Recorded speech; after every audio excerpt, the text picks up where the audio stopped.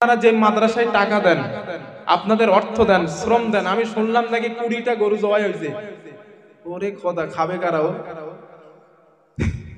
তো এতটা গরু যেখানে মারা হয়, জবাই করা হয়, সেখানে তো কত টাকার প্রয়োজন বলেন? সব তো আপনারাই দিয়েছেন, তাই না? সব আপনারাই দিয়েছেন। তবে আপনারা দিয়েছেন এত কিছু, তো আপনারা যে দিয়েছেন এই ব্যাপারে ইসলাম আপনাদের কি দিল, আল্লাহ আপনাদের কি দেবেন, এবং মুহাম্মদ সাল্লাল্লাহু আলাইহি ওয়াসাল্লাম আপনাদের ব্যাপারে কি ঘোষণা করেছেন, এটাই হবে আমার আজ মূল আলোচনা। অন্য কোনো কথা বলবো না, যতটুকু আসি যত সময় তার মধ্যে এই কথাগুলো বলা শেষ করার চেষ্টা করছি ইনশাআল্লাহ। তো আপনারা মাদ্রাসায় টাকা দেন, অর্থ দেন, সম্পদ দেন, কেন দেন? কেন কেন প্রশ্ন করে আমি মাহফিল শুরু করছি। আপনারা মাদ্রাসায় টাকা কেন দেবেন? এই জন্য দেবেন। দলিল নাম্বার 1, যারা নিয়মিত কোরআন তেলাওয়াত করে আল্লাহ তাআলা তাদের প্রতি প্রতিদিন প্রতিনিয়ত রহমত, দয়া, করুণা আল্লাহ নাজিল করেন। সুবহানাল্লাহ। হুজুর একটা দলিল দেন। আল্লাহ রাব্বুল আলামিন বলেন, الذين يتلون كتاب الله وأقاموا الصلاة وأنفقوا مما رزقناهم سرا وعلانية يرجون تجارة لن تبور ليوفيهم أجورهم ويزيدهم من فضله। জোরে বলেন আল্লাহু আকবার।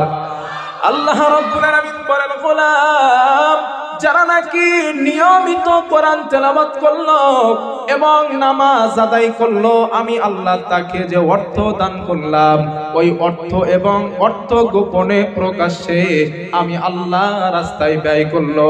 আল্লাহ বলেন, ওরা এমন একটা ব্যবসার আশা করলো যেই ব্যবসায় কখনো লস হয় না, লাভ আর লাভ। আল্লাহ বলেন, সেটা কেমন ব্যবসা? কোরআন পড়ার কারণে, নামাজ পড়ার কারণে, আমি আল্লাহর রাস্তায় দান করার কারণে আমি আল্লাহ প্রতিনিয়ত তাদের প্রতি রহমত, করুণা, দয়া নাজিল করে দেই। জোরে জোরে বলেন সুবহানাল্লাহ। আপনাদের যেই মাদ্রাসা, এখানে মেয়েরা কোরআন পড়ে না? পড়ে না? জোরে বলেন। প্রতিনিয়ত এরা কোরআনুল কারীম পড়তেছে, আর যেখানে কোরআন পড়া হয় এখানে রহমত দেয় কেডা? আরে জোরে বলেন না, কে?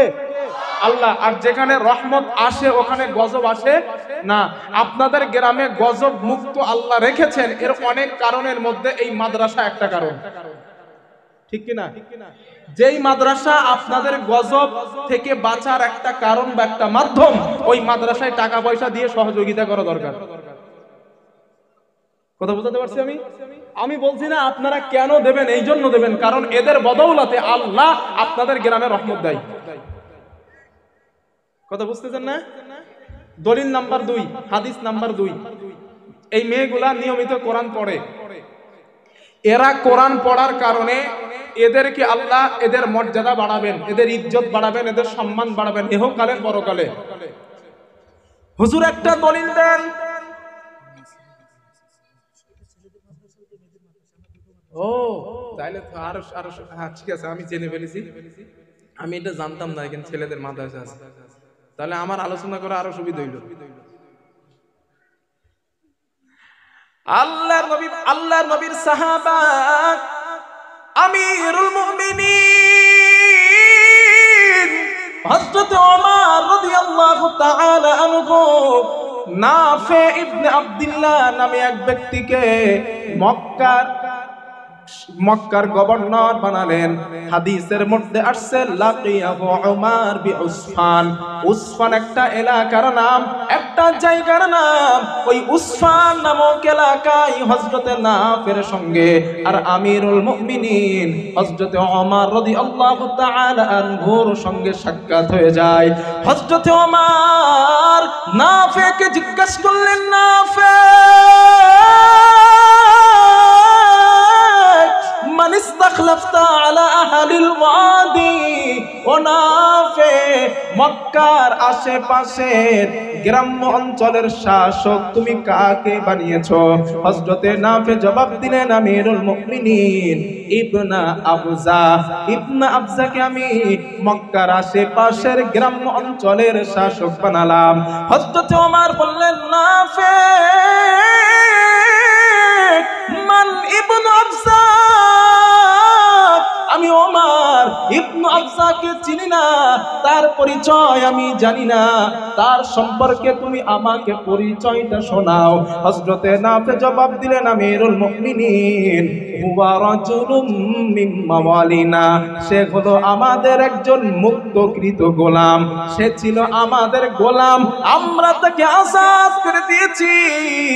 আজাদ করে দেওয়ার পর আমরাই তাকে শাসক বানাতে বাধ্য হলাম। এই কথাটা শোনার পর হযরতে ওমর রেগে গেলেন। কি করছে এটা? শাসক বানানোর জন্য একজন জ্ঞানী মানুষ, শিক্ষিত মানুষ, বুদ্ধিজীবী মানুষ পেলে না একজন গোলামদের শাসক বানাইছো? আমার আলোচনা বোঝা যাচ্ছে ভাই? আমি বোঝাতে কি পারছি আপনাদের? হযরত ওমর রেগে গেছেন যে একজন গোলামদের শাসক বানাইছো কেন? আমার বন্ধুগণ, হযরতে নাফে জবাব দিলেন, আমিরুল মুমিনিন ও ওমর, ওই গোলামটা কোনো সাধারণ গোলাম না, ওই গোলামটার মধ্যে এমন তিনটা ভালো কোয়ালিটি রয়েছে, যেই কোয়ালিটি থাকার কারণে আমরা তাকে শাসক বানাতে বাধ্য হলাম। হযরত ওমর বলেন, নাফে ওই কোয়ালিটি, ওই গুণগুলো তোমরা আমাকে শোনাও। হযরতে নাফে জবাব দিলেন, আমিরুল মুমিনিন, এক নাম্বার কোয়ালিটি, এক নাম্বার গুণ, ইন্নাহু লাকারিউল লিকিতাবিল্লাহ, ওই গোলামটা আল্লাহর কোরআনের বিশেষ অভিজ্ঞ ব্যক্তি। দুই নাম্বার, আলিমুম বিল ফরাইজ, ওই গোলামটা ফরাইজ বিদ্যায় বড় দক্ষ। তিন নাম্বার, কাযিম, লোকটা বিচার জানে খুব ভালো। এক নাম্বার কোরআনের বিদ্যায় দক্ষ, দুই নাম্বার ফরাইজ বিদ্যায় দক্ষ, তিন নাম্বার বিচার জানে খুব ভালো। এই তিনটা গুণ থাকার কারণে আমরা তাকে শাসক বানাতে বাধ্য হলাম। সুবহানাল্লাহ। এবার আপনারা আমারে বলেন, কোরআনের এলেম থাকার কারণে ওই গোলামের মর্যাদা বেড়েছে না বাড়ে নাই? জোরে কোন। বাংলাদেশের হুজুরি মতন কন্টন বলি, হ্যাঁ, ও সম্মান বেড়েছে। হযরতে নাফে এবার ওমরকে বলে, ওমর এবার আপনি আমারে কি বলবেন বলেন, এবার কি বলবেন বলেন। হযরতে ওমর বলেন, নাফে ইন্না নবিয়াকুম সাল্লাল্লাহু আলাইহি ওয়াসাল্লাম قال ان الله يرفع بهذا الكتاب اقواما ويضع به اخرين। ও নাফে, আমরা আল্লাহর নবীকে বলতে শুনেছি, আল্লাহর নবী বলতেন এই কোরআনের মাধ্যমে আল্লাহ কারো সম্মান বাড়িয়ে দেন, আবার এই কোরআনের মাধ্যমে আমার আল্লাহ কারোর সম্মান কমিয়ে দেয়। মাদ্রাসার মেয়েগুলা কোরআন পড়ে, ছেলেগুলা কোরআন পড়ে, এদের ইজ্জত বাড়াইছে কেডা? আরো জোরে বলেন, কে বাড়িয়েছেন? তো যাদের ইজ্জত, যাদের সম্মান আল্লাহ বাড়ান, ওদেরকেই সহযোগিতা করা দরকার, ঠিক কিনা বলেন? আমার টার্গেট একটাই, বলো কোনটা? যে টাকা আপনারা কেন দেন? এই জন্য দেবেন কারণ ওদেরকে আল্লাহ সম্মান করেছেন, এদের সম্মান আল্লাহ বাড়িয়েছেন, এই জন্য আমাদের সহযোগিতা করা, টাকা দিয়া, বিবেক দিয়া, ব্রেন দিয়া, সময় দিয়া সহযোগিতা করা আমাদের নৈতিক দায়িত্ব। বোঝাইতে পারছি? পিছনের ভাইরা যারা আছেন অন্ধকারে তো চুপচাপ আছেন, বুঝতেছেন তো নাকি? একটু হাত তোলেন দিন, কেটা বুঝতেছেন না? বুঝতে পারতেছেন না? না, আমি একটু মাঝে মাঝে আপনাদের জিজ্ঞাসা করছি, হ্যাঁ দাঁড়ান, সালাদ চটপট খুলে নেই।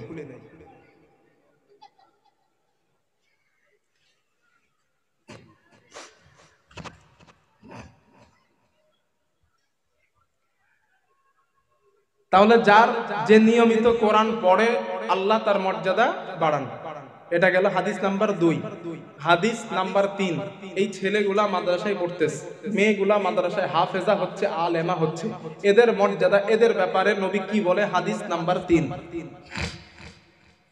আল্লাহর নবী বলেন ক্বালা রাসূলুল্লাহ সাল্লাল্লাহু আলাইহি ওয়াসাল্লাম, রাসূলুল্লাহ সাল্লাল্লাহু আলাইহি ওয়াসাল্লামের বর্ণনা, আল্লাহর নবী বলেন ফাওয়াল্লাযী নাফসু মুহাম্মাদিন বিয়াদিক, যেই সত্তার হাতে, যেই আল্লাহর হাতে আমি নবী মুহাম্মাদের জান, ওই আল্লাহর নামের কসম করে বলছি, কসম করে বলছি, মা মিন মুতাআল্লিমিন ইখতালিফু ইলা বাবি আলিমিন, আল্লাহর নবী বলেন এমন কোন তালিবুল ইলম নাই যেই তালিবুল ইলমটা কোরআনের ছাত্র অথবা ছাত্রীটা ওস্তাদের কাছে আসে আর যায়, হুজুর আমি কোরআন জানি না,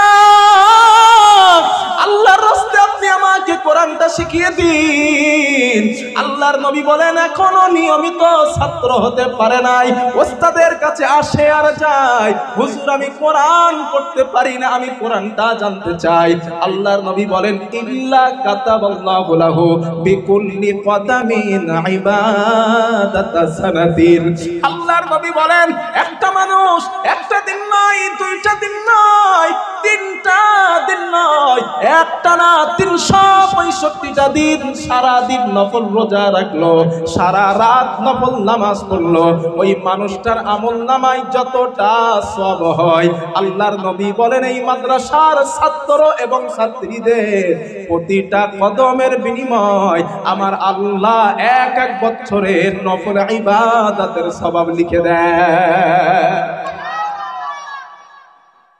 আল্লাহর নবী বলেন 2 নাম্বার, ওয়াকাদামিন মাদিনাতান ফিল জান্নাত, এই মাদ্রাসার তালিবুল ইলম ছাত্র ছাত্রীদের এক একটা কদমের বিনিময় আমার আল্লাহ জান্নাতের মধ্যে বিরাট বড় বড় একটা সিটি নির্মাণ করে দেন।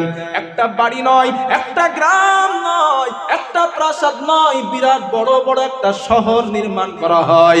আল্লাহর নবী বলেন 3 নাম্বার, ওয়াতাস্তাগফিরু লাহুম মান ফিল আরদ, জমিনে যারা বিচরণ করে, আপনাদের বাড়িতে যেই হাঁস মুরগিগুলো আছে আপনারা পোষেন, লালিত পালিত করেন, আল্লাহর নবী বলেন ওইগুলা পর্যন্ত মাদ্রাসার ছাত্রী ছাত্রদের জন্য আল্লাহর কাছে ক্ষমা চাই।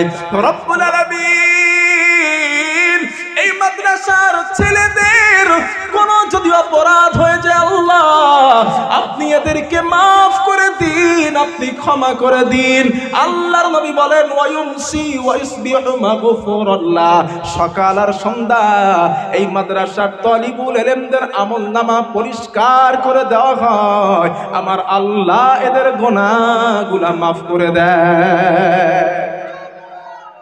5 নাম্বার, আল্লাহর নবী যেই কথাটা এবার বললেন এই কথাটা গা লোম শিউরে যাবার মতো কথা নবী বললেন। আল্লাহর নবী বলেন ওয়া শাহিদাত লাকুল মালাইকাতু বিআন্নাকুম মুতাকাল্লাহি মিনান নার মিনান নার মিনান নার।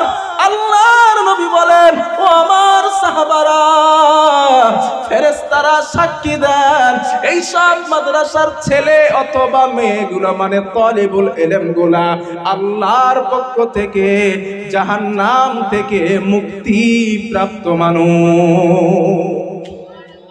আর একটু মন খুলে বলেন, তাহলে যাদের ব্যাপারে ফেরেশতারা সাক্ষী দেয় এরা জাহান্নাম থেকে মুক্তি প্রাপ্ত মানুষ, তাদেরকেই কলিজা কেটে খাওয়ানো দরকার, ঠিক কিনা বলেন? জাজি যাদের ব্যাপারে ফেরেশতারা বলে এরা জাহান্নাম থেকে মুক্তি প্রাপ্ত, এদের কলিজা কেটে খাওয়ানো দরকার। আপনারা কি আমার আলোচনা বুঝতে পারছেন? সবাই পাচ্ছেন তো ভাই? মাশাআল্লাহ। আর একটু কষ্ট হইলে থাকবেন তো নাকি? হাদিস কয়টা বলছে হুজুর? একটু সিরিয়ালটা মনে করে দেন আমার। না 3টে বলছি না? 3টে কি শুনতেছেন আপনারা? শুধু ভুলে যান। হাদিস 3 বলছি, হাদিস নাম্বার 4, ফজিলত নাম্বার 4, হাদিস নাম্বার 4। আল্লাহ নবী বলেন ক্বালা রাসূলুল্লাহ সাল্লাল্লাহু আলাইহি ওয়াসাল্লাম, রাসূলুল্লাহ সাল্লাল্লাহু আলাইহি ওয়াসাল্লামের বর্ণনা। আল্লাহ নবী বলেন اقرأ القرآن فإنه يأتي يوم القيامة شفيعا لأصحابه আল্লাহ নবী বলেন আমার উম্মত তোমরা কোরআন পড়ো বেশি বেশি করে তোমরা কোরআন পড়ো কারণ কোরআন কিয়ামতের দিন আল্লাহর কাছে তোমার পক্ষে সুপারিশের কান্ডার হয়ে দাঁড়াবে সুবহানাল্লাহ এরপরে আল্লাহর নবী বলেন ও আমার উম্মত ইকরাউজ যাহরাইন তোমরা কোরআনের দুইটা উজ্জ্বলতম সূরা বেশি বেশি করে পড়বা এক নাম্বার সূরাতুল বাকারা ওয়া সূরাতুল আলে ইমরান এক নাম্বার সূরা বাকারা দুই নাম্বার সূরা আলে ইমরান فإنهما يأتيان يوم القيامة كأنهما غمامتان আল্লাহর নবী বলেন আমার উম্মত এই দুইটা সূরা হাসরের ময়দানে আল্লাহর সামনে দুই খণ্ড মেঘ অথবা দুইটা ছায়া হয়ে তোমার পাশে দাঁড়াবে আও ফিরকানিম মিন তাইরিন সাফা অথবা দুইটা উঠতে থাকা পাখির ঝাঁক তোমার পাশে দাঁড়াবে আল্লাহর নবী বলেন এক পর্যায়ে আল্লাহর কাছে তোমার পক্ষ নিয়ে আল্লাহর কাছে যুক্তি পেশ করা শুরু করবে আল্লাহর নবী বলেন আল্লাহর কাছে যুক্তি দিতে দিতে এক পর্যায়ে ওই দুইটা সূরা তোমাকে আল্লাহর দয়ার জান্নাতে নিয়ে যাবে পড়বেন তো ইনশাআল্লাহ না পড়া যাবে পড়বো আর কখন চায়ের দোকানে বসে চা খাবারই সময় পায় না তা কোরআন পড়বো কখন ঠিক তো এক হাতে 4 গ্লাস আর এক হাতে বিড়ি টানে আর ফুদায় বোঝায় কত দূর না এগুলো আল্লাহর রাস্তা ছাড়েন একটু কোরআনটা পড়েন সময় পান কোরআনটা পড়েন কথা বুঝতেছেন হাদিস নাম্বার 5 কষ্ট হচ্ছে না তো ভাই আপনাদের আল্লাহর নবী বলেন ক্বালা রাসূলুল্লাহ সাল্লাল্লাহু আলাইহি ওয়াসাল্লাম রাসূলুল্লাহ সাল্লাল্লাহু আলাইহি ওয়াসাল্লামের বর্ণনা আল্লাহর নবী বলেন মান ক্বারাআল কুরআনা ফাস্তাযহারাহু ফাহাল্লা হালালাহু ওয়া হাররামা হারামাহু আদখালাহুল্লাহুল জান্নাহ আল্লাহর নবী বলেন যে ছেলেটা অথবা যে মেয়েটা কোরআনের হাফেজ অথবা হাফেজা হয়ে যায় ফাহাল্লা হালালাহু কোরআনের হালালকে হালাল গ্রহণ করে নিল ওয়া হাররামা হারামাহু কোরআনের হারামকে হারাম বর্জন করলো আল্লাহর নবী বলেন আদখালাহুল্লাহুল জান্নাহ আমার আল্লাহ তাকে দয়ার জান্নাত দিয়ে দিবে শুধু তাই নয় আল্লাহর নবী বলেন ওয়াসাফাহু ফি আশরাতিন মিন আহলি বাইতিহি কুল্লুহুম ক্বাদ ওয়াজাবাত লাহুন নার আল্লাহর নবী বলেন ওই কোরআনের হাফেজকে ওই কোরআনের হাফেজাকে আমার আল্লাহ এতটা পাওয়ার এতটা সম্মান আল্লাহ দান করবেন হাসরের ময়দানে ওই কোরআনের হাফেজ অথবা হাফেজার পরিবার থেকে 10 জন জাহান্নাম প্রাপ্ত ব্যক্তি যারা জাহান্নামের টিকিট হাতে পেয়েছে এমন 10 জন জাহান্নাম প্রাপ্ত ব্যক্তিকে ওই কোরআনের হাফেজ সুপারিশ করে আল্লাহর জান্নাতে নিয়ে যাবে লিল্লাহি তাকবীর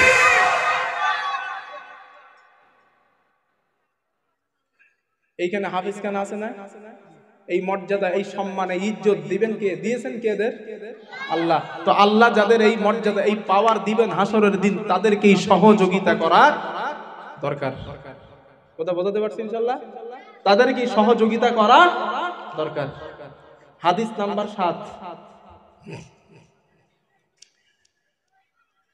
আল্লাহর নবী বলেন ক্বালা রাসূলুল্লাহ সাল্লাল্লাহু আলাইহি ওয়াসাল্লাম আল্লাহর নবী বলেন আল কুরআনু শাফিউম মুশাফফা আল্লাহর নবী বলেন এই কোরআন এমন একটা সুপারিশকারী যার সুপারিশ কিয়ামতের দিন কবুল করা হবে গ্রহণ করা হবে।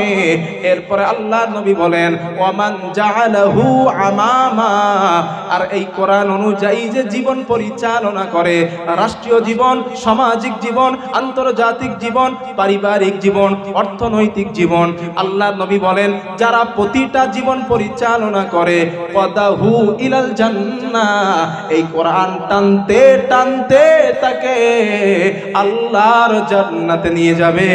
জোরে জোরে বলেন সুবহানাল্লাহ। আল্লাহ তাআলা এই কোরআনুল কারীম আমাদের সকলকে বেশি বেশি করে পড়ার তৌফিক দান, বলেন আমিন। আরো জোরে বলেন আমিন। হাদিস নাম্বার 8, হাদিস নাম্বার 8, আল্লাহর নবী বলেন ক্বালা রাসূলুল্লাহ সাল্লাল্লাহু আলাইহি ওয়াসাল্লাম, আল্লাহর নবী বলেন মাসালি ওয়া মাসালুকুম কামাসালি রাজুলিন আওকাদা নারা। আল্লাহর নবী বলেন আমার উম্মত দুনিয়ায় ঈমানদারের মধ্যে যারা প্রতিনিয়ত আল্লাহর কোরআন তেলাওয়াত করে, প্রতিদিন যারা আল্লাহর কোরআনুল কারীম তেলাওয়াত যারা করে, তাদের দৃষ্টান্ত কেমন তোমরা জানো? সাহাবারা বললেন ইয়া রাসূলুল্লাহ তাদের দৃষ্টান্ত কেমন, আপনি আমাদেরকে বলেন। আল্লাহর নবী বললেন তাদের দৃষ্টান্ত তোমরা শোনো, কামাসালিল উতুরুজ্জা, মিষ্টি কমলার মতো, মিষ্টি কমলা। কমলা লেবু চেনেন আপনারা? কমলা লেবু, নবী বলেন কামাসালিল উতুরুজ্জা, মিষ্টি কমলা লেবুর মতো আল্লাহর কাছে তার দৃষ্টান্ত। রিহুহা তাইয়িবুন ওয়া তা'মুহা তাইয়িবুন, যেই কমলার স্বাদ অনেক মিষ্টি, যার ঘ্রাণ অনেক সুন্দর। আল্লাহর নবী বলেন যেই ঈমানদার, যেই মুসলমান নিয়মিত কোরআন তেলাওয়াত করে, আল্লাহর কাছে তার দৃষ্টান্ত হলো মিষ্টি কমলা লেবুর মতো কমলা। জোরে জোরে বলেন সুবহানাল্লাহ। এরপরে আল্লাহর নবী বলেন, আল্লাহর নবী বলেন ওয়া মাসালুল মুমিনিল্লাযী লা ইয়াকরাউল কুরআন, যেই ঈমানদার, যেই মুসলমান নিয়মিত কোরআন তেলাওয়াত করে না, কোরআন পড়ে না, আল্লাহর নবী বলেন তার দৃষ্টান্ত আল্লাহর কাছে কেমন তোমরা জানো? সাহাবারা জিজ্ঞাসা করলেন হুজুর কেমন? আল্লাহর নবী বলেন কামাসালিত তামরা, খেজুরের মতো। খেজুর চেনেন? খেজুর, খেজুর চেনেন তো? খেজুরের খাইতে স্বাদ লাগে, খেজুরের কোনো সুখ ঘ্রাণ আছে? সুখ ঘ্রাণ নাই। নবী বলেন তার দৃষ্টান্ত খেজুরের মতো। কেন নবী বললেন? কারণ খেজুর খেতে স্বাদ লাগে, খেজুরের স্বাদ আছে, লেকিন খেজুরের কোনো সুখ ঘ্রাণ নাই। নবী বলেন ঈমান থাকার কারণে ওই ঈমানদারের আল্লাহর কাছে স্বাদ আছে, লেকিন কোরআন না পড়ার কারণে আল্লাহর কাছে ওর কোনো ঘ্রাণ, জোরে বলেন, নাই। এই মাদ্রাসার ছেলে এবং মেয়েগুলা কোরআন পড়ে, হাদিস অনুযায়ী এই মাদ্রাসার ছেলেগুলাই আল্লাহর কাছে মেয়েগুলা দৃষ্টান্ত মিষ্টি কমলা লেবুর মতো। ঠিক কিনা বলেন? তো যাদের দৃষ্টান্ত মিষ্টি কমলা লেবুর মতো আল্লাহর কাছে হয়ে যায়, তাদের কি সহযোগিতা করা, জোরে বলেন, দরকার। হাদিস নাম্বার 7, একটা কথা জিজ্ঞাসা করি আপনাদেরকে আগে, এটা আমাদের পশ্চিম বাংলার মুখ্যমন্ত্রীর নাম মমতা ব্যানার্জি, তাই তো ভাইয়া? মমতা ব্যানার্জি। ওই মমতা ব্যানার্জির একজন ভাতিজা আছে, ভাইপো, ওর নাম হলো অভিষেক ব্যানার্জি। এখন এক্সাম্পল স্বরূপ আপনাদের এলাকায় যদি অভিষেক ব্যানার্জি আসেন একটু ঘোরার জন্য, আপনারা যে যা পার্টি করেন একটু দেখার ইচ্ছা হয় যে ওনারা একটু দেখি, তাই না? একটু দেখতে মন চাই, রাস্তা দিয়ে যাচ্ছে একটু দেখি। শুধু তাই না, অভিষেক ব্যানার্জির সঙ্গে পুলিশ প্রশাসন থাকবে, থাকবে না? শুধু থাকে না, মাঝে মধ্যে আবার স্যালুটও দেয়। কেন দেয় বলেন দিন? মুখ্যমন্ত্রীর ভাইপো তাই। মুখ্যমন্ত্রীর ভাইপো বলে, ওনার পরিবারের সদস্য বলে প্রশাসন তারে স্যালুট দেয়, যেন বাইরে থেকে কোনো অ্যাটাক তার উপরে না হয়। এটা যদি মুখ্যমন্ত্রীর ভাইপোর হওয়ার কারণে, মুখ্যমন্ত্রীর পরিবারের সদস্য হওয়ার কারণে স্যালুট পাওয়ার যোগ্য হয়, আমরা পৃথিবীতে যারা মানুষ আছি, এই মানুষের মধ্যে আমরা সকলেই তো চাই যে আমরা আল্লাহর পরিবারের সদস্য হই। কথা বলে না, কথা মনে হয় বোঝেন না। আর একটা কথা জিজ্ঞাসা করি, আপনারা বলেন মুখ্যমন্ত্রীর পরিবারের সদস্যের দাম বেশি না আল্লাহর পরিবারের সদস্যের দাম বেশি? এখন সবাই তো চান আল্লাহর পরিবারের সদস্যদের, চান তো? হাদিস শোনেন, হাদিস নাম্বার 7, আল্লাহর নবী বলেন ক্বালা রাসূলুল্লাহ সাল্লাল্লাহু আলাইহি ওয়াসাল্লাম, রাসূলুল্লাহ সাল্লাল্লাহু আলাইহি ওয়াসাল্লামের বর্ণনা। আল্লাহর নবী বলেন ইন্না লিল্লাহি আহলিনা মিনান নাস। আল্লাহর নবী বলেন আমার উম্মত, দুনিয়ায় মানুষের মধ্যে এমন কিছু মানুষ আছে যারা আল্লাহর পরিবার, আল্লাহর পরিবার, আল্লাহর পরিবার। সাহাবারা নবীকে জিজ্ঞাসা করলেন মান হুম ইয়া রাসূলুল্লাহ, ও আল্লাহর নবী আপনি আমাদেরকে বলুন আল্লাহর পরিবার কারা, আল্লাহর আস্থাভাজন কারা, আপনি আমাদেরকে একটু বলেন। আল্লাহর নবী বলেন ও আমার সাহাবারা, আহলুল কুরআন হুম আহলুল্লাহ ওয়া খাসাতুহু। আল্লাহর পরিবার হলো তারা দুনিয়ায় কোরআন পড়নে ওয়ালা লোক যারা। সুবহানাল্লাহ বলবেন না? আল্লাহর পরিবার হলো মাদ্রাসার ছেলেগুলা, আল্লাহর পরিবারের সদস্য হলো মাদ্রাসায় মেয়েগুলা। এই কথা বাকি বিল্লাহর বাবার বানানো না, আল্লাহর নবী সোনার জবানে বর্ণনা করেছেন। সুতরাং যারা আল্লাহর পরিবারের সদস্য, আল্লাহর আস্থাভাজন যারা, তাদের কলিজা কেটে খাওয়ানো দরকার। ঠিক কিনা বলেন? ঠিক তো ভাইয়া? যারা আল্লাহর পরিবারের সদস্য তাদের কলিজা কেটে খাওয়ানো উচিত। হাদিস নাম্বার 8। 7টা বলেছি তো না? 7টা বলেছি তো? 8। আল্লাহর নবী বলেন ক্বালা রাসূলুল্লাহ সাল্লাল্লাহু আলাইহি ওয়াসাল্লাম। আল্লাহর নবী বলেন, রাসূলুল্লাহ সাল্লাল্লাহু আলাইহি ওয়াসাল্লাম বলেন লা তাজআলু বুয়ুতাকুম মাকাবির। আল্লাহর নবী বলেন ও আমার উম্মত, তোমরা তোমাদের ঘরটাকে কবর বানাবা না। কি বানাবা না? কবর, কবর, কবর। আল্লাহর নবী বলেন তোমরা কবর বানাবা না। ফা ইন্নাশ শাইতানা ইয়াগফিরু মিনাল বাইতিল্লাযী তাকরাউ ফীহি সূরাতুল বাকারা। আল্লাহর নবী বলেন যেই ঘরের মধ্যে নিয়মিত সূরা বাকারা তেলাওয়াত করা হয়, ওই ঘর থেকে শয়তান চিরতরের জন্য পালিয়ে যায়। আপনার মেয়ের জেনের সমস্যা, আপনার বাড়িতে দুষ্ট জেনের উৎপাত, আল্লাহর নবীর শেখানো কথাটা আমল করেন। তাবিজ করা লাগবে না, ঝাড়ফুঁক করাও লাগবে না। আপনার আল্লাহর নবীর শেখানো কথাটা আমল করেন, বাড়িতে সূরা বাকারা তেলাওয়াত করা শুরু করে দেন। আল্লাহর নবী বলেন যেই ঘরের মধ্যে সূরা বাকারা তেলাওয়াত করা হয়, দুষ্ট শয়তান জিন ওই ঘর থেকে চিরতরের জন্য পালিয়ে যায়। আল্লাহ এই আমল আমাদেরকে করার তৌফিক দেন। জোরে জোরে বলেন আমিন। হাদিস নাম্বার 10। আল্লাহর নবী, এই হাদিসটা একটু মজার, হাদিসটা মজার, একটু মন দিয়ে শুনেন। আমরা এইখানে যারা বসে আছি ঠিক এভাবেই রাসূলুল্লাহ সাল্লাল্লাহু আলাইহি ওয়াসাল্লাম, এই এরকম চেয়ার টেবিল না, কি এটা এক্সাম্পল দিয়ে বললাম, চেয়ার টেবিল না, ঠিক এরকম নবী বসা, সাহাবারা সামনে বসা, চতুর্দিকে বসা। একজন নারী আল্লাহর নবীর কাছে আসছে, খুব মন দিয়ে শুনেন, হাদিসটা মজার হাদিস। ওই সাইড দিয়ে নবীর কাছে আসছে, আসার পরে বলেন আহবাবতু লাকা নাফসি ইয়া রাসূলুল্লাহ, ও নবী আমি নিজেকে আপনার কাছে হিবা করে দিতে চাই, মানে আমি আপনারে বিয়ে করতে চাই। এখন আপনারা বলেন, নবীরে সাহাবাদের সঙ্গে বিয়ের প্রস্তাব দিল একজন মেয়ে, নবীর কি লজ্জা লাগবে না? হ্যাঁ, ধরেন আমার এই ভাই মাওলানা সাহেবের, এখন কোন মেয়ে এসে বিয়ের প্রস্তাব দেয়, মাওলানা সাহেবের লজ্জা লাগবে না? এতটা মানুষের সামনে লাগাটাই তো স্বাভাবিক, তাই না ভাইয়া? ঠিক হাদিসে আছে নবীজি সাল্লাল্লাহু আলাইহি ওয়াসাল্লাম মাথাটা নিচু করলেন, শরম পেলেন। আমার বন্ধুগণ, ওই মাহফিলের মধ্যে বসে থাকে একজন গরীব সাহাবা, ইল্লাম ইয়াকুন ফি হাদা, ওই গরীব সাহাবাটা দাঁড়ালেন, দাঁড়িয়ে বললেন ইয়া রাসূলুল্লাহ আপনি যদি নারীটাকে বিয়ে না করেন, যাওবিজনিহা, নারীটা আমার সঙ্গে বিয়ে দেন। চান্স পাইছে আজকে, বুঝলেন, বিয়ে তো হয় না, চান্স পাইছে। আল্লাহর নবী বলেন বিয়ে তো করবা মোহরানাস। ওই সাহাবা জবাব দিলেন আল্লাহি লা ইয়া রাসূলুল্লাহ, আল্লাহর নবী মোহরানা দেওয়ার মতো টাকা আমার কাছে নাই, আমি অনেক গরীব মানুষ। আল্লাহর নবী বললেন বিয়ে হবে না, চলে যাও, মোহরানা নাই, বিয়ে কেমনে করবা? আল্লাহর নবী কিছু সময় চুপ থাকলেন, থাকার পরে বললেন সাহাবা, ইযহাব ইলা আহলিকা, তুমি তোমার বাড়িতে চলে যাও। ফানজুর হাল তাজিদু ইনদিকা মিন শাই, তুমি বাড়িতে গিয়ে দেখবা কোন জিনিস যদি তুমি পাও, ওই জিনিসটা আমার কাছে নিয়ে আসবা। আল্লাহর নবী হাদিসের মধ্যে বলেন, ওয়ালাউ খাতিবাম বিল হাদিস, তুমি যদি একটা লোহার আংটিও পাও, ওই আংটিটা তুমি আমার কাছে নিয়ে আসবা। ওইটার বিনিময় হলেও আমি রাসূলুল্লাহ তোমার সঙ্গে নারীটার বিয়ের ব্যবস্থা করে দেব। জোরে জোরে বলেন সুবহানাল্লাহ। সাহাবা চিন্তা করছে সুযোগ হাতছাড়া করা যাবে না, দৌড়ে বাড়ি চলে গেছে। বাড়িতে গিয়ে দেখেন বাড়িতে নেওয়ার মতো কিছুই নাই। আল্লাহর নবীর কাছে রিটার্ন আসলেন।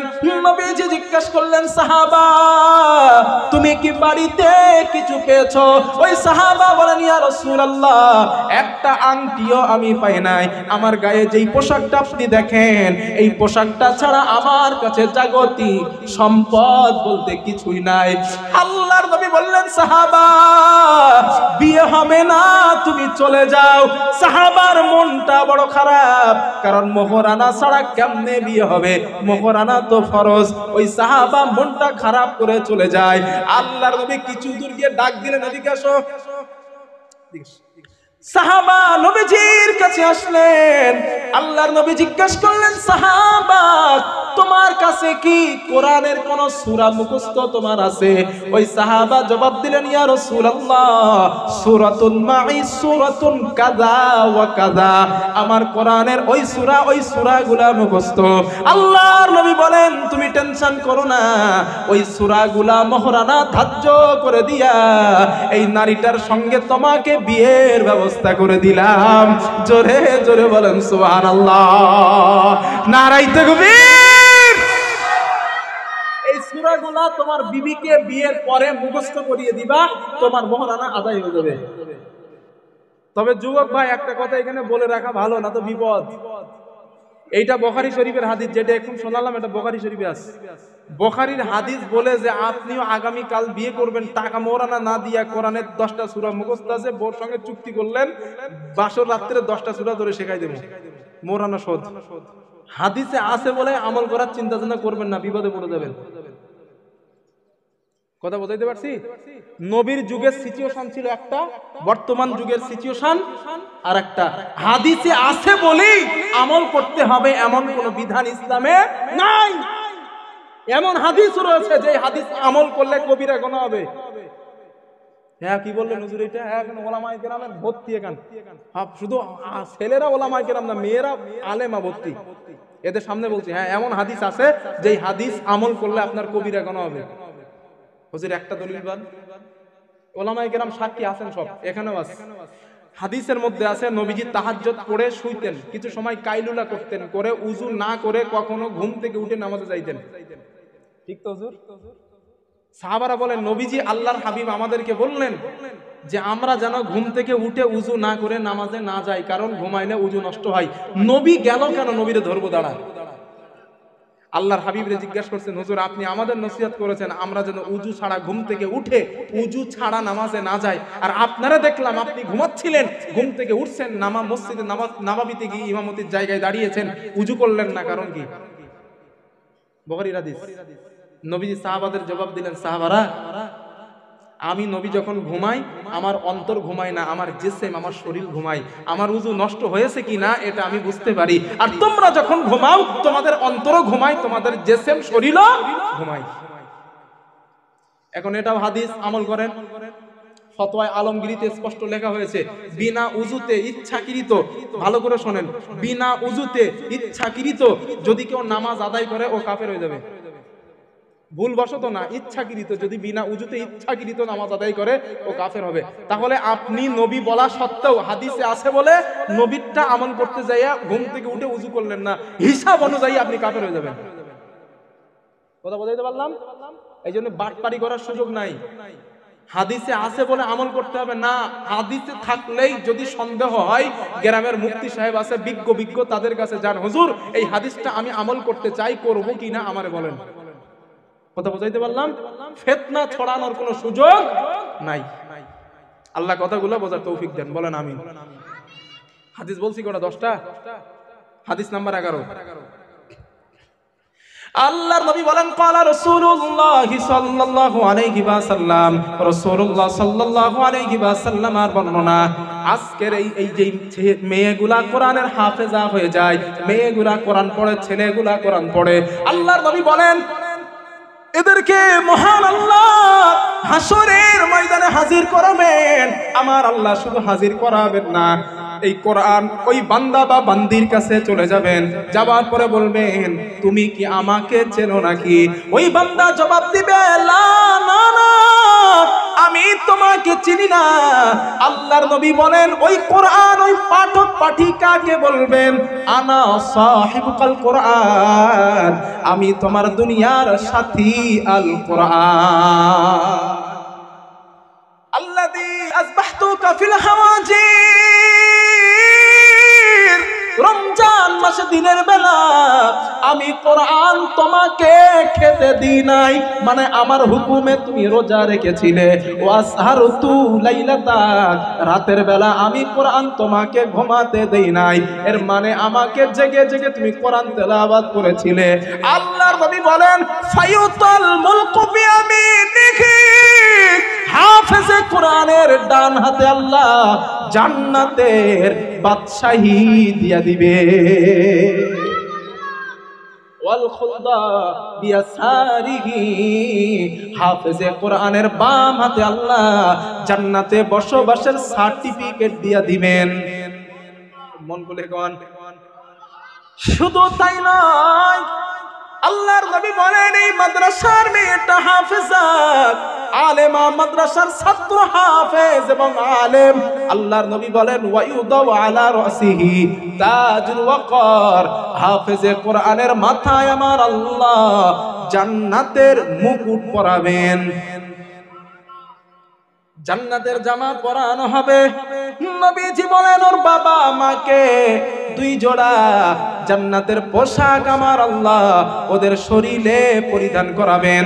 আল্লাহর নবী বলেন এই পোশাকগুলো পরানোর পর বাবা মা বলবে বিমা কুসিনাহা দেখি, এই সম্মান আমাদের কেন দেওয়া হয়েছে, এই মর্যাদা আমাদের কেন দেওয়া হয়েছে? দুনিয়ার জমিনে এমন নেক কাজ তো আমরা করি নাই, এমন ভালো কাজ তো আমরা করি নাই, এই সম্মান আমাদের কেন দেওয়া হয়েছে?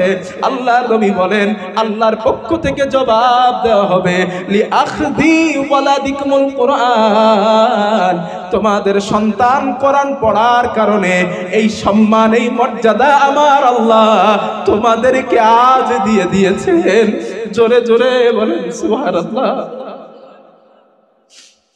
সন্তানটা বাবা লোকের বাড়ি মেনদারি করে, বাবা মাঠে কাজ করে, লোকের দরে কাজ করে। ছেলেটা যদি কাজে দিত বাবাকে এত কষ্ট করা লাগতো না। তার মনের ইচ্ছা আমার ছেলেটা যদি আলেম হয়ে যায়, আবার ছেলেটা যদি হাফেজে কোরআন হয়ে যায়, হাসরের ময়দানে আমি আল্লাহর কাছে পুরস্কৃত হব। ওই চিন্তা করে ছেলেটারে আলেম বানায়, ওই চিন্তা করে মেয়েটাকে আলেমা বানায়। আল্লাহর নবী বলেন হাসরের দিন আবার আল্লাহ খুশি হয়ে রাজি হয়ে ওদের গায়ে জান্নাতের পোশাক পরিধান করায়া সসম্মানে আল্লাহ জান্নাত নসিব করে দিবেন। জোরে জোরে বলেন সুবহানাল্লাহ, নারে তাকবীর।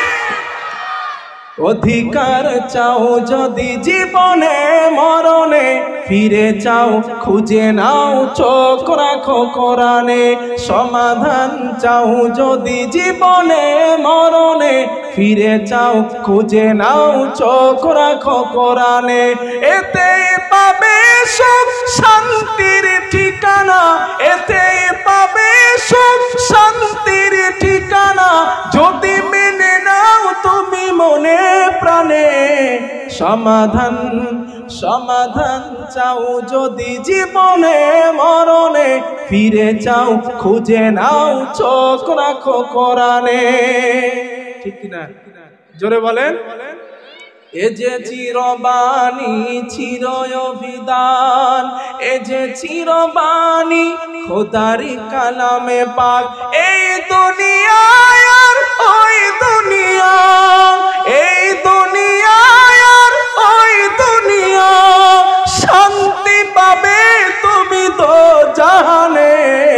সমাধান সমাধান চাও যদি জীবনে মরণে ফিরে যাও খুঁজে নাও চোখ রাখো কোরআনে সমাধান সমাধান চাও যদি জীবনে মরণে ফিরে যাও খুঁজে নাও চোখ রাখো কোরআনে নারায়ে তাকবীর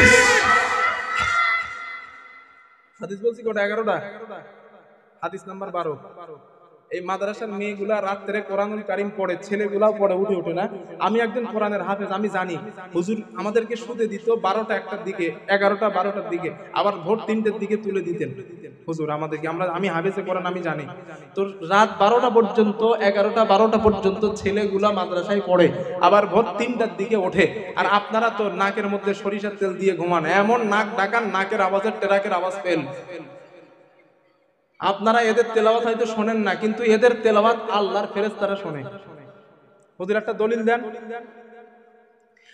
আল্লাহর নবীর সাহাবা হযরতে উসাইদ ইবনে হুসাইন রাদিয়াল্লাহু তাআলা আনহুর বর্ণনা তিনি বলেন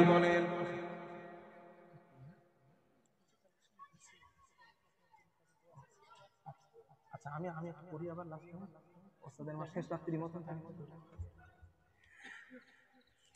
সাহাবাটার নাম কি বলছি উসাইদ ইবনে হুসাইর আল্লাহর নবীর সাহাবা হযরতে উসাইদ ইবনে হুসাইর রাদিয়াল্লাহু তাআলা আনহুর বর্ণনা তিনি বলেন আমি একদিন রাতের বেলা আমি আমার ঘোড়ার আস্তাবলের ভিতরে কোরআন তেলাওয়াত করতেছিলাম ঘোড়ার আস্তাবল বলা হয় যেই ঘরের মধ্যে ঘোড়াটা বাঁধা হয় ওই ঘরটাকে ঘোড়ার আস্তাবল বলা হয় ওই ঘরের মধ্যে আমি কোরআন তেলাওয়াত করতেছিলাম হঠাৎ করে আমার ঘোড়াটা লাফানো শুরু করলো হযরতে উসাইদ বলেন আমি ভয় পেয়ে গেলাম আমি কোরআন তেলাওয়াত করাটা বন্ধ করলাম সুম্মা জাআলা তাইজান আমি তেলাওয়াত বন্ধ করলাম আবার তেলাওয়াত করা শুরু করলাম আমার ঘোড়াটা আবার লাফানো শুরু করে দেয় হযরতে উসাইদ বলেন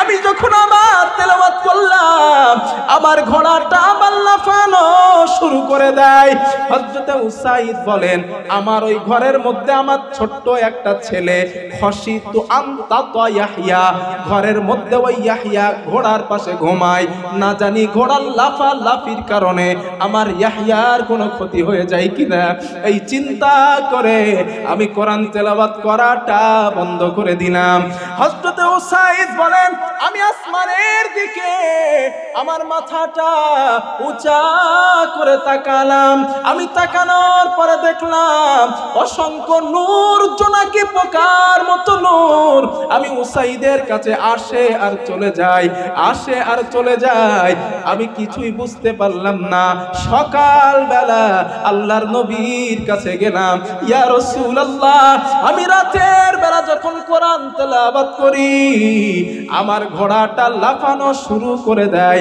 হুজুর আমার ঘোড়াটা লাফাই বন্ধ করে দেয় আবার লাফানো বন্ধ হয়ে যায় আবার তেলাওয়াত করি হুজুর আমার ঘোড়াটা আবার লাফায় হুজুর আমি আবার তেলাওয়াত করি বন্ধ করি আবার বন্ধ করে এই যে ছোট্ট আমার ইয়াহইয়া আপনার পাশে দাঁড়ানো ওই ইয়াহইয়া ঘোড়ার পায়ের কাছে ঘুমাচ্ছিল ও লাফালাফির কারণে আমি চিন্তা করলাম আমার ইয়াহইয়ার যদি কোনো ক্ষতি হয়ে যায় ওর পদস্থলিতে ইয়াহইয়াটা যদি কোনো ক্ষতি হয় এই চিন্তা করে তেলাওয়াত করাটা আমি বন্ধ করলাম ইয়া রাসূলুল্লাহ আমি তেলাওয়াত বন্ধ করে দেওয়ার পর আমি আমার মাথাটা আসমানের দিকে তাকালাম আমি তাকানোর পরে দেখলাম অসংখ্য জোনাকি পোকার মতো নূর আসে আর চলে যায় আসে আর চলে যায় হুজুর আমি তো কিছুই বুঝলাম না আপনি আমাকে একটু বলেন